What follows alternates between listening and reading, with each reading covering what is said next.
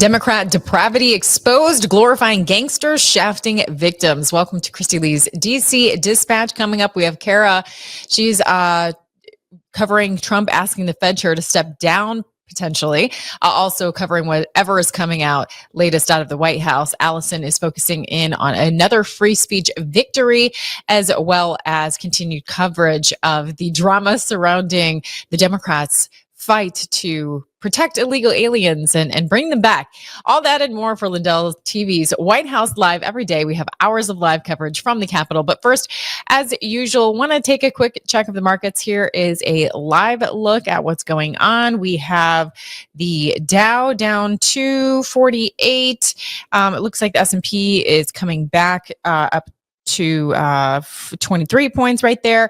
And we're going to continue to suffer through, if you will, this roller coaster ride as news continues to manipulate whatever is happening in the market. But as usual, we want to encourage you to make sure you have some tangible assets, be truly diversified, get yourself some gold.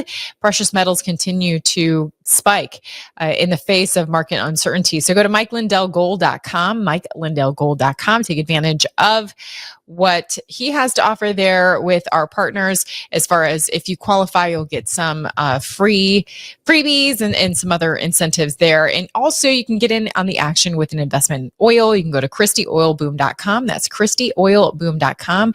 Ride the wave of Trump administration's embrace of energy and get yourself an ultimate passive income play with the #1 oil and gas royalty courtesy of Oxford Club. So check that out, ChristyOilBoom.com. All right, from CNBC, Trump is again calling for Fed to cut rates, saying Powell's termination cannot come fast enough. He is even hinting at the termination of Chair Jerome Powell. Here's what he said on Truth Social. He said the ECB is expected to cut interest rates for the 7th time, and yet too late. Jerome Powell of the Fed, who is always too late and wrong, yesterday issued a report which was another and typical complete mess. Oil prices are down, groceries, even eggs are down, and the U.S. is getting rich on tariffs. Too late. Should have lowered interest rates like the ECB long ago, but he should certainly lower them now. Powell's termination cannot come fast enough. And that's coming just a day after Powell delivered a speech at the Economic Club of Chicago, in which he noted that the administration's tariffs are putting the central bank in a tricky spot as it decides whether to tame inflation or boost growth. So Kara is going to be covering that more in depth in our continued coverage out of DC.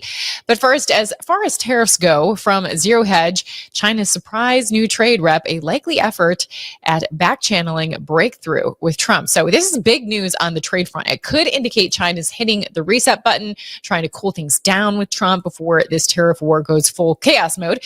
They've swapped in a new trade negotiator, Li Qinggang, a 50-year-old WTO vet, to replace Wang Shuwen, hoping a fresh face can break the deadlock and get talks popping with the U.S. Commerce Secretary Letnick. So we'll keep an eye on that.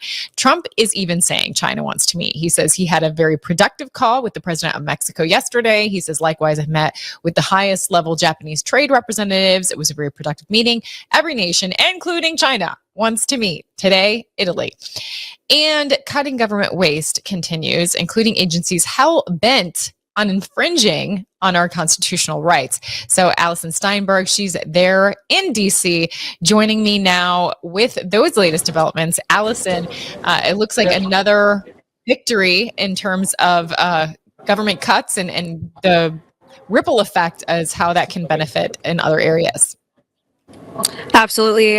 What just happened yesterday regarding the State Department is a massive win for all Americans. This news is pretty big, and I feel sort of got missed yesterday, so I'm excited to share with you the latest. But basically, there's this Counter Foreign Information Manipulation and Interference Office within the State Department. Obviously, the name speaks for itself. It was set up to counter foreign disinformation. But unfortunately, in more recent years, this particular office turned ultimately on the American people and decided, instead of countering foreign disinformation, to counter speech that it didn't like, to censor Americans that went against the grain and pushed back on the mainstream narrative. So thanks to Marco Rubio, he's exposed this. He's actually shut this office down, and he exposes how our tax dollars, nearly $50 million a year, were being spent by us to keep this office running, and ultimately, our own tax dollars were funding our own demise. Imagine that. So I just think this is critical. I'm so glad that he is exposing this. And in fact, there's a soundbite from him that I would like to play that goes a little bit further into depth on this issue, if you want to take a listen to that. We ended government-sponsored censorship in the United States through the State Department, and let me explain how we get there. This started out, 10 years ago with this effort of let's go after the messaging that Al-Qaeda and ISIS and others are putting to radicalize people. Oh, no, who's going to be against that? That sounds normal. And then it was like in 2016, we had this foreign interference in our election. We need to start targeting some of that stuff. By 2020, it had grown into this movement of actually going after individual American voices. And one of the ways that was being done wasn't just directly, because the guy that was running this thing, Stengel, was actually a guy that was out there saying, Donald Trump talks just like a Russian spy. He talks just like a terrorist. Right. And so do the people around him. But they were also taking money from this program and using it to fund these NGOs, these third-party groups who were supposed to be impartial.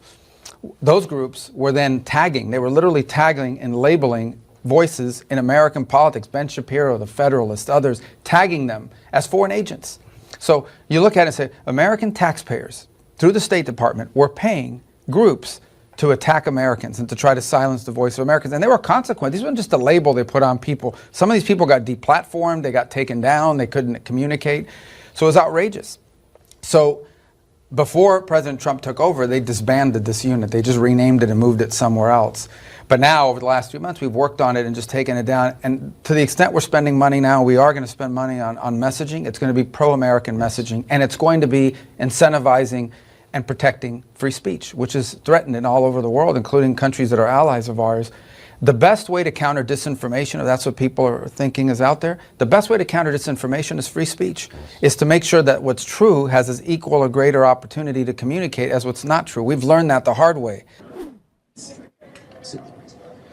So I think he summed it up very well there. The best way to counter disinformation, which of course the left loves to say that we're guilty of, is through free speech, which is probably why they try to censor us at every given opportunity. Yeah, either that or demonetize. I mean, there's so many layers of attack that they have to combat the truth because they can't have that out there. I know that Marco Rubio goes on to talk about this whole narrative of Maryland Man, which is so inaccurate. It's misleading if you want to run the fact checkers against themselves to call this illegal that was here a Maryland man when he is in fact an El Salvadorian citizen. And this is what we have to tolerate, yet it's not called disinformation. Exactly. And it's a prime example of how the left spins the narrative. They try to downplay the severity of a very serious situation regarding the MS-13 gang member who murdered in cold blood Rachel Morin, mother of 5, and daughter to Patty Morin. A devastating story. You have the left trying to downplay the situation, make it seem as though he's just a wonderful father who's, unfairly being thrown into the El Salvador gulag, which couldn't be further from the truth. He never should have been here in the first place, as we've covered ad nauseum this week. And, the just ridiculous response from the Democrats and liberal mainstream media throughout the week has been disgusting. But on this note, we actually had a sort of impromptu press briefing here last night at the White House. Press Secretary Caroline Leavitt held a briefing and had a special guest, Patty Morin, the mother of Rachel, who, as we just mentioned, was murdered in cold blood by this violent criminal gang member. And she had some very thought-provoking and heartfelt words for the media. It was interesting because she sort of told the story of Rachel and went into depth about how there is so much misinformation circulating surrounding her death, and all pointed out many facts that the mainstream media refuses to cover. And then what really gripped me the most was at the end, the briefing was wrapping up. Mrs. Morin was walking off stage, and she turned around one last time, begging the media to please tell the truth. Let's take a listen to that. Any questions for Patty or for me? No? I have a question. No. Anybody? Okay. We'll see you all later. The president will be at his dinner later this evening. Thank you. Thank you for being here this morning. I really appreciate it. Thank you. Thank you. Thank you. So sorry for your loss. Thank you. Please tell the truth. Tell the truth. Yeah. Tell how violent it really is. This is about protecting our children. It's more than just politics or votes or just anything. It's about national security, protecting Americans, protecting our children. Thank you. Thank you for listening. Thank you for being here.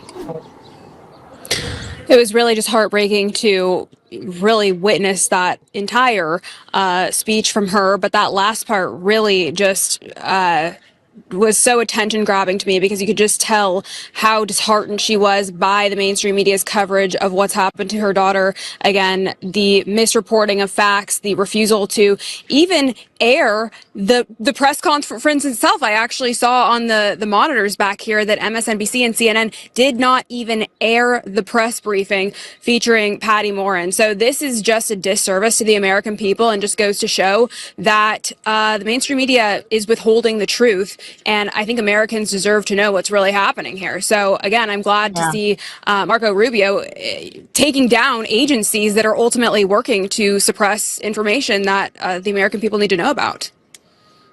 Now, I do think it's important to remind our viewers that the Maryland man, according to the legacy media, that was sent to the Gulag in El Salvador, he is not the same person that killed Rachel Morin's daughter. The reason that there are comparisons being made here, though, that are valuable to make, is because they were the victim, Marilyn Morin's daughter, was from Maryland, and then this other illegal that they are putting on a pedestal and trying to work so hard to bring back, also from Maryland. So it's just showing that they give all this press coverage to efforts to bring back this alleged MS-13 gang member from Maryland, yet the Maryland mother who lost her daughter to a different illegal alien, it just gets ignored. What about the Maryland mother? And we're seeing that even when it comes to the senator from Maryland, who talks about his constituent, a non-U.S. citizen, an El Salvadorian citizen that he's going to try and do a wellness check on. And she says, Patty Morin says that she hasn't heard anything from this same senator. Yeah, that's right. Crickets from the senator regarding her daughter. But of course, you know, he's out there rallying, trying to form a delegation to send out to El Salvador. He was actually there yesterday. Senator Chris Van Hollen was in El Salvador yesterday attempting to meet with Kilmar Abrego Garcia, trying, I guess, to bring him back to America, or working towards eventually doing so. There's also conversations from Democrat representatives who are trying to plan a trip back there. So it'll be interesting to see if that narrative continues on, if Democrats continue to push for this, given the White House's response to this yesterday. Clearly, they sent a very strong message by having Patty Morin here to share her story. I think the Democrats, it would be in their best interest to give this one up at this point and stop trying to push the issue, because clearly President Trump has made his stance clear. He will not be bringing this man back into the country, and President Bukele as well said he's not going to smuggle him back into America. So I think the message is pretty clear there. And not only is he not going to bring him back, but I believe he's even talking about taking more in, correct? That's right. Yes. Actually, President Bukele is talking now about expanding the El Salvador prison to about double the size that it is currently. And I believe it's already quite large. So that is good news. Hopefully this means more deportations coming very soon. And hopefully we can, you know, really get a good start on undoing a lot of the work that criminal Joe Biden did during his 4 years in office, bringing so many of these violent gang members into our country. So glad to see that happening.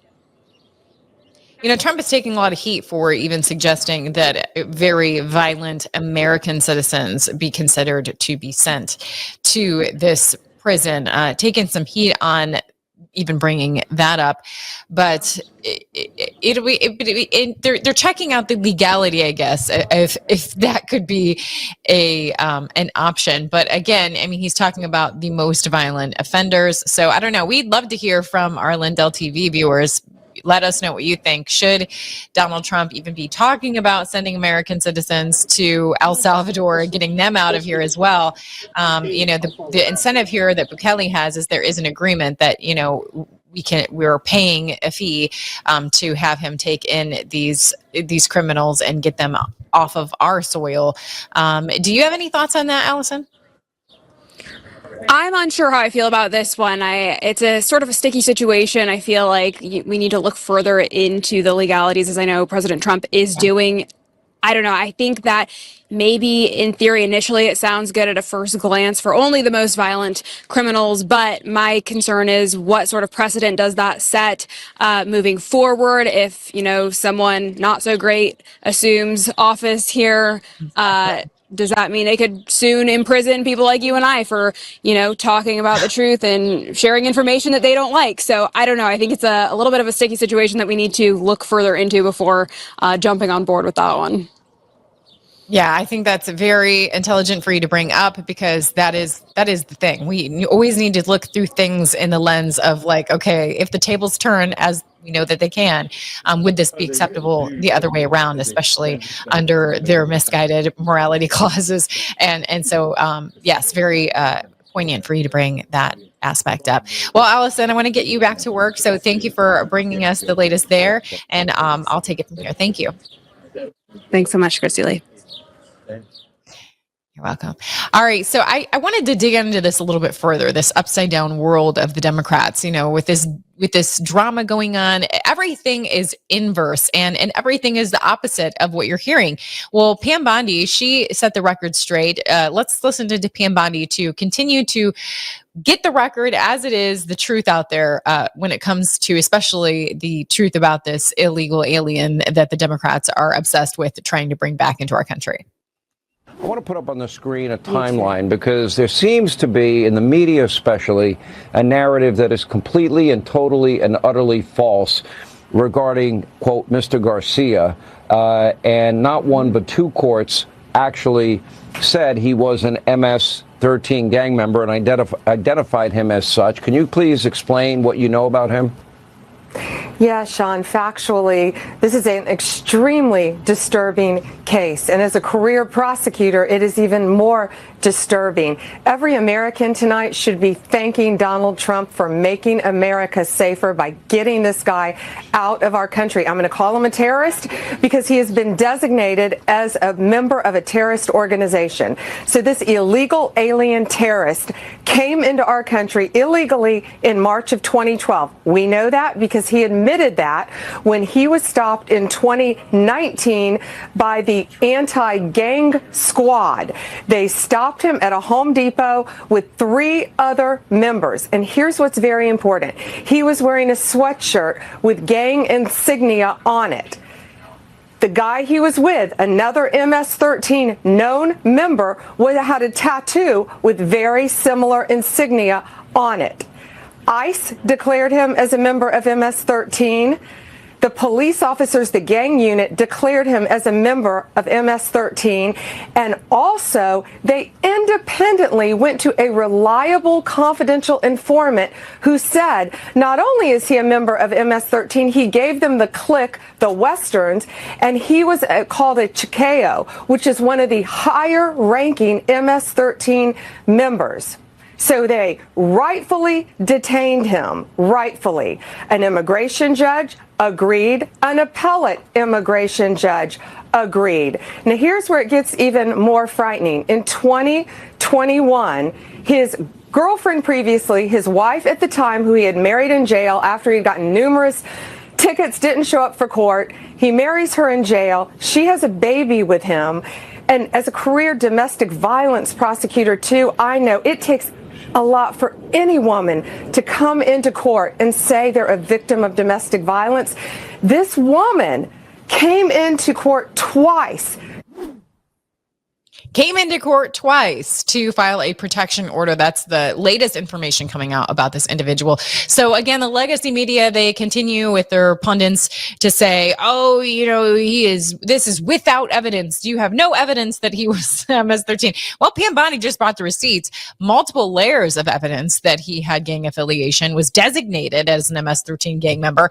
And now the newest cherry on top is that he was a wife beater, according to the protection orders that his wife or girlfriend at the time, either way, went in and ordered. So it just keeps on getting worse and worse for them. And it keeps on getting worse for their theater as well.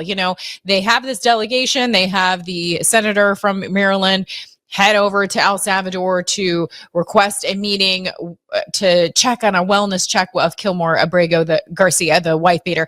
And El Salvador denied that request. So it was all just theater. And, that same senator, Rachel Warren, says the mother of the raped and murdered victim of an illegal alien, who is also a actual constituent of Maryland. Rachel Warren's mom still hasn't heard from this same senator who's calling this illegal alien his constituent. It's just insane. Take a listen to what she has to say. I know the senator had to see it. So did he reach out after? No. I've heard no response from any Democrats. I've received some threatening phone calls, but I've received no response from anybody. They're ignoring it. It's kind of like, a little toddler. If I don't look at you, you can't see me. Or if I don't look at that, I didn't do that kind of thing. They're ignoring it. It's just despicable.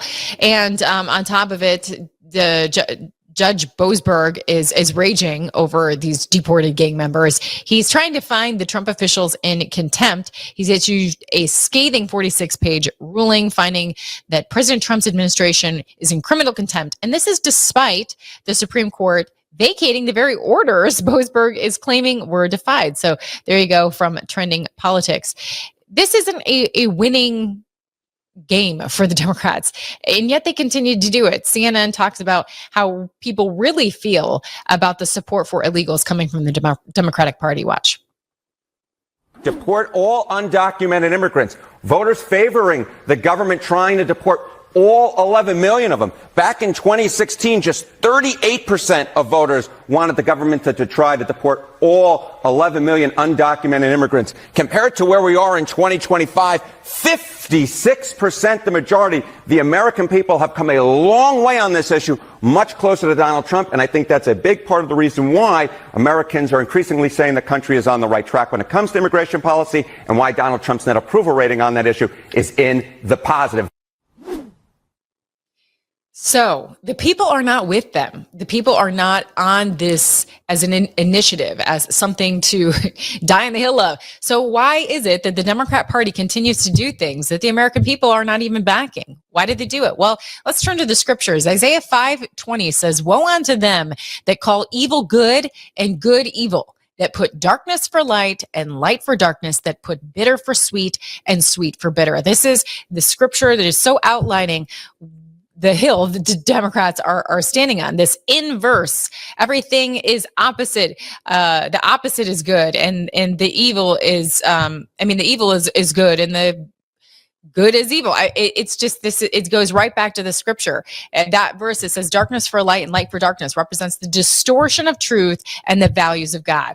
That put bitter for sweet and sweet for bitter. That further emphasizing the inversion, using the contrasting tastes of bitter and sweet to represent the distortion of what is pleasant and unpleasant. This is straight from the pit of hell, this thinking. In this upside down Democrat world, rapists and murderers are the victims and rewarded for their crimes against humanity. You have illegal aliens that they're putting on a pedestal. We saw this with George Floyd. They made him this god when he was a drug dealer. It certainly looked terrible what happened to him, but more information is coming out about that. Maybe that narrative wasn't as it should be. You have Fauci, who's won medals of freedom. And this is the guy, Fauci, that wanted people locked down, that caused so much harm through the pushing and the mandating of vaccines. He's been rewarded over and over, so many awards from the left.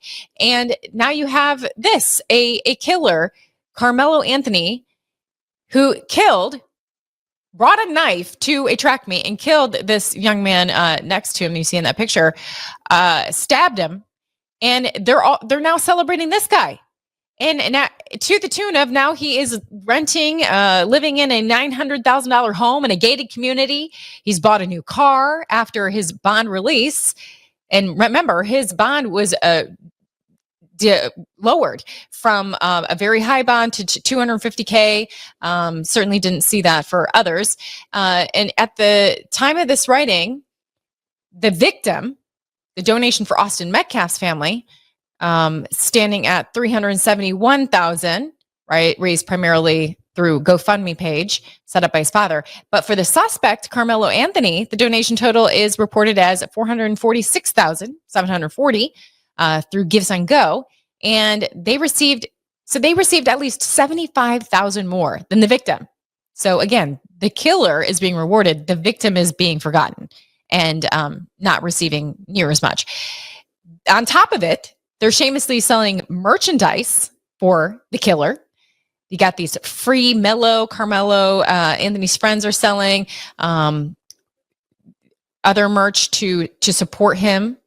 And he's an admitted killer. And they're selling merch now off of him on top of all of the money he's getting.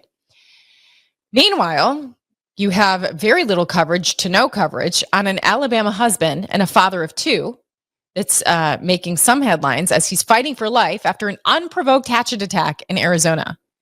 This story is so heartbreaking sad. Jacob and his wife, Kristen, they were traveling back after spending nearly a year in Los Angeles coping with the loss of their stillborn son. So they lost their son. They were waiting at a bus stop in between buses. But before they could make it home, Jacob was just randomly, violently attacked by a hatchet-wielding assailant, and now he's fighting for his life, nearly decapitated. Now fighting his life, they don't expect him to make it. Guess how much was received for him? About $42,000. $42,000 in their fundraiser for that white victim, as opposed to Carmelo's $400,000, nearly $500,000 plus. Or guess how much the wife-beater gang member illegal aliens received? His family's received since he's been sent off to El Salvador, $162,000. So you got just a little over $40,000 raised for this completely innocent father waiting at a bus stop who's just lost his stillborn son. And then you have Carmelo's family, $400,000, or the wife-beater gang member illegal alien, $162,000. I mean, this is just so disgusting and backwards. And it's just like that verse says, the inverse, the celebrating of the inverse, the opposite of what is true. And we see that even when it comes to women. Before, the left didn't even know what women are. Now they suddenly, you know, the right is caring about women's safety, but certainly the left isn't caring about women's safety. I mean, they'll send them to space and celebrate that, right? Supposedly send them to space and celebrate that, but they don't care about their safety. And Maine is now facing the consequences of that by continuing to allow men to play in women's sports, putting them at great risk of injury. We've already seen examples of injury. So we'll end with this. Pam Bondi and what she has to say versus Maine. Today, the Department of Justice is announcing a civil lawsuit against the Maine Department of Education. The state of Maine is discriminating against women by failing to protect women in women's sports. Pretty basic stuff. This is a violation of Title IX. The Department of Justice will not sit by when women are discriminated against in sports. This is about sports. This is also about these young women's personal safety. I've met many of these women throughout the past weeks and months, and what they have been through is horrific. We have exhausted every other remedy. We tried to get Maine to comply. We don't like standing up here and filing lawsuits. We want to get states to comply with us. That's what this is about. We have repeatedly notified Maine of its infractions and urged them to remedy the situation to protect women. We've stripped grants from Maine through other departments, and we are going to continue to. So you get the point. The right are the only ones that are defending women right now. The Democrats are completely silent on these victims of illegal aliens, and they are dying on this hill of not protecting them in sports, both physically and just as a matter of competition, keeping things fair. So again, the only explanation is this embrace of evil and evil's distortion of what is true. They're celebrating the evil and demonizing the good, just as the scripture says in Isaiah. All right, we're going to continue coverage here out of DC, Lindell's White House DC live coverage with Kara and Allison Steinberg. We have Emerald coming up, as well as Vanessa on deck. And tonight is Thursday, so that's Get Free with Christy Lee. Tonight, we're going to be talking to former lead singer of Misfits, Michael Graves. He's going to talk about how, yes, another example of how they're demonizing him, calling him a hate group when he has only ever tried to stand up for what is good, and just the vicious attacks he's had to endure, as well as Trump's Pastor Mark Burns will be joining me to ring in this weekend of Good Friday and Easter and where we're at as a country in terms of our spirituality. So don't miss that tonight at 9 p.m. Eastern. Get Free with Christy Lee. Well, thanks for watching, and don't go anywhere. We have so much more coverage coming straight out of DC.